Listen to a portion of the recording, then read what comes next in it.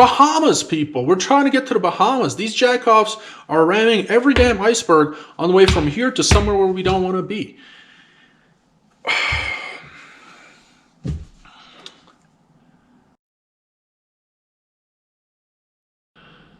Okay, so I'd like to stick to talking about solutions and ideas as much as possible, just because, like you mentioned before, I feel like talking about problems and what's going on in the news is such a saturated thing. Tons of podcasts out there, tons of mainstream media talking about that kind of stuff. I'd like to stick to what we can do about it, and what hopefully one day I'll be doing about it. However, well, to me, you can't talk about solutions without having the problem defined, right? And to me, the problem is crystal clear. However, let's just make sure we're on the same page, or let me at least explain how I view the problem. I think the problem breaks down to two parts at its core. The first part, we're looking at the concentration of power. We, the people, are too freaking busy and don't have enough time to worry about whether or not we should build a road here and there, whether or not we should allow nuclear power plants to be here, whether or not we should put in this regulation to make it so that electrical wiring has to be a certain way in the houses, up to defense, talking about the military and so on and so forth, let alone international policy. So we have to grant that power to representatives. We don't have the time, we don't have the knowledge. These representatives, ideally, would represent us. It's kind of in their name, but not so much the case. So you now have fewer people, the concentration of power, making these decisions. And with those fewer people, it is much easier to corrupt these people. It is much easier to control these people because you have, fewer loose ends and such. I would argue, I might say something controversial here, but argue that people, the vast majority of people, are inherently good. It's when you put individual people in a certain environment that they can become corrupt and things go downhill. So the first part of the issue is the concentration of power. You put all this responsibility and capability on a few people. If it were spread out, which is the solution to the concentration of power, right? I would argue that people would collectively make better decisions. One, and two, you can't really corrupt the entirety of the world, right? For example, whenever you see these people in power, Trudeau, Biden, when they try to do something horrific, they have to justify it from a standpoint of good. Trudeau has to say that these truckers are Nazis. Otherwise, we the people will not stand behind this guy and his actions. Biden has to argue for sending money to Ukraine. Not that it's, getting hundreds of thousands of people murdered, but that it's hurting our enemy and Ukraine is fighting a just war. I watched a short, or was it a short? I don't know. I watched the video with Andrew Schultz and Jordan Peterson, and Andrew mentioned how he took some Molly and it put him in this super high, excess serotonin kind of state, and he noticed how he didn't care to keep that all to himself. He says it much better than I'm about to say here now, but he essentially called all his buddies, all his friends, like, hey man, I love you, this is great, hey man, what's going on? He was sharing the happiness. And from that, he kind of concluded that, hey, maybe once we fill up our happiness tank, if you will, we're predisposed to want to share any excess that we have. Again, pointing that I think we as people are inherently good and would look out for each other. So, concentration of power does not allow for that. Concentration of power allows for corruption to seep in and makes it much more easy to control for those who are organized. By default, the quote unquote silent majority is disorganized, but that also makes them not incorruptible, right? So, part one of the problem: concentration of power. The second part, I believe it is the ignorance of politics of the majority of people. What did I put here?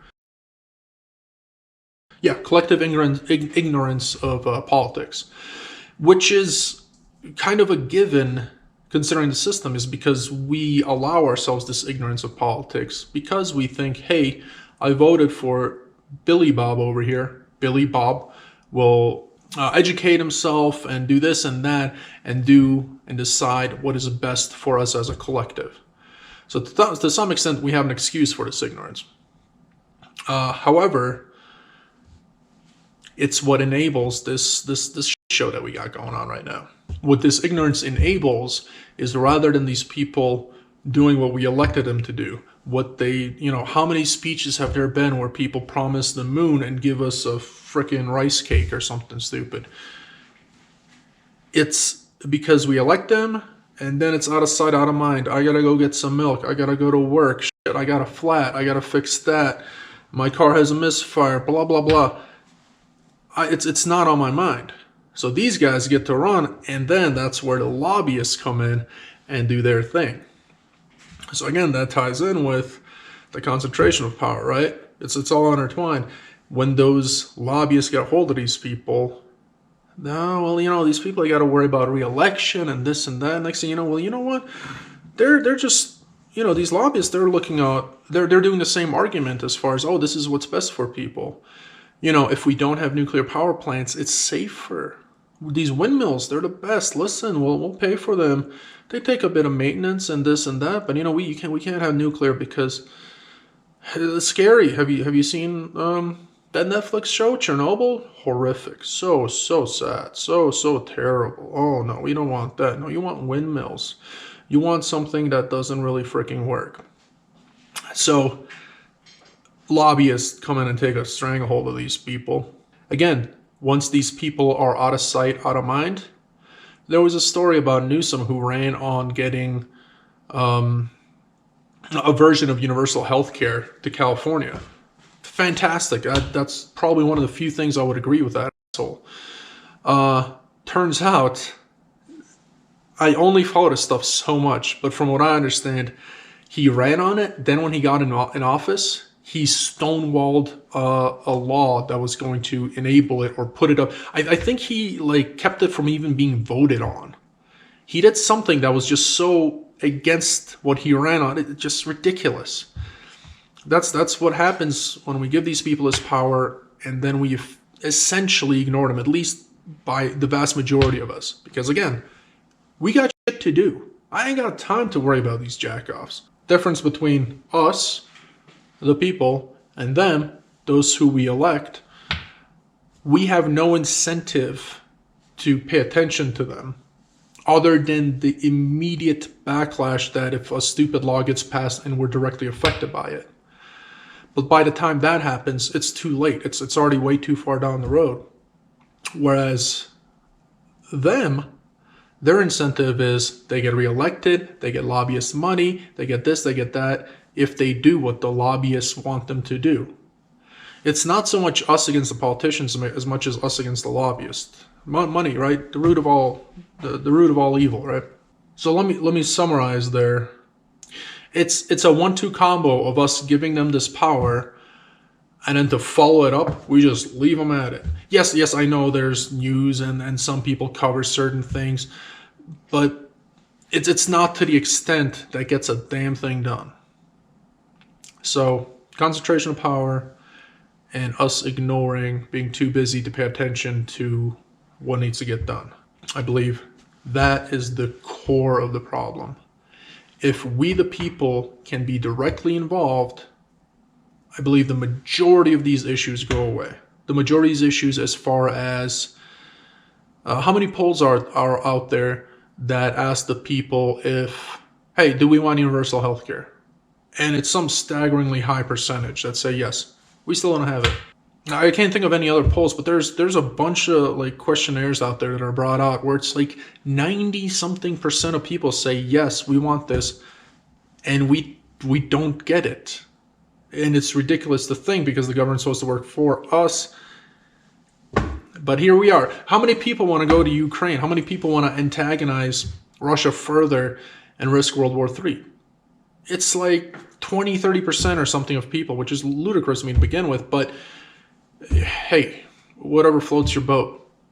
But here we are discussing about putting more money over there. How many people want our troops in Israel? 70-80% of people say no, keep us out of there. Help them, help save the civilians. If they need hospitals, again, I'm all for that, but no. Like, I don't want to antagonize these people. Just stay out of it. That's how you breed ISIS. That's how you breed... Anyways, I'm getting carried away here. So I'm not going to get too much into the solution, quote unquote, for this problem of concentrated power and our collective ignorance of what these people do. But in general, the solution to it is people getting directly involved with it.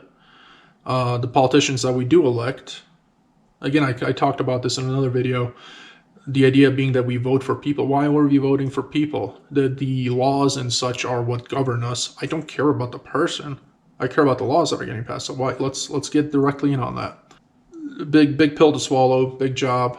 It's not a change that'll happen overnight. You can't go from voting for people to voting for ideas just overnight. It's going to be a process. But in the meantime, I believe if we secure some core elements of our freedoms, guns, speech, and voting, those three will pave the way to getting rid of this concentration of power and getting people more involved. That's another part of the solution. People have to be involved. If you leave it to other people, they're not going to do right by you. The last thing I want to say is let's talk about getting people involved. Incentive. People don't have the time to deal with this. We don't have the time to research how modern nuclear power plants work, if they're safe, how far away they have to be from cities, the depth and detail that you have to go into on some of this legislation. To some extent, there's a reason we vote for these politicians, because granted, they spend 50% of their time or something ludicrous campaigning, even while... So these people, they get elected. And after they're elected, after they're at the job where we ask them, hey, do the shit that I want you to do, they're like, yeah, go fuck yourself. I'm going to do what the lobbyists want me to do half the time. And the other half, I'm just going to speak real nice-like and try and get you to vote for me again.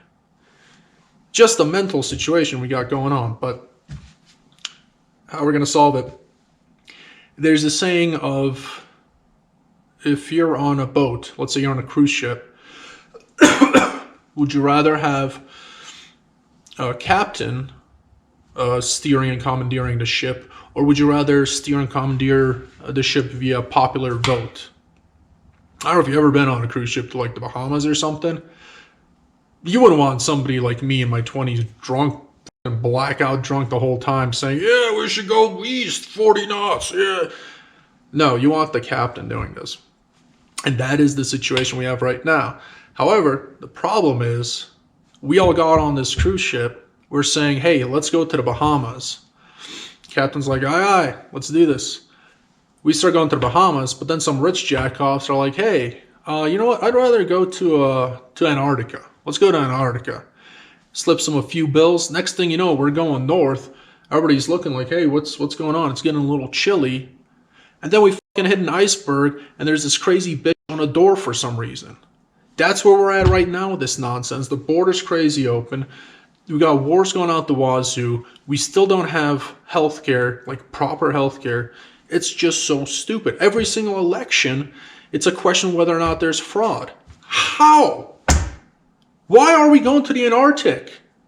You Bahamas people. We're trying to get to the Bahamas. These jackoffs are ramming every damn iceberg on the way from here to somewhere where we don't want to be.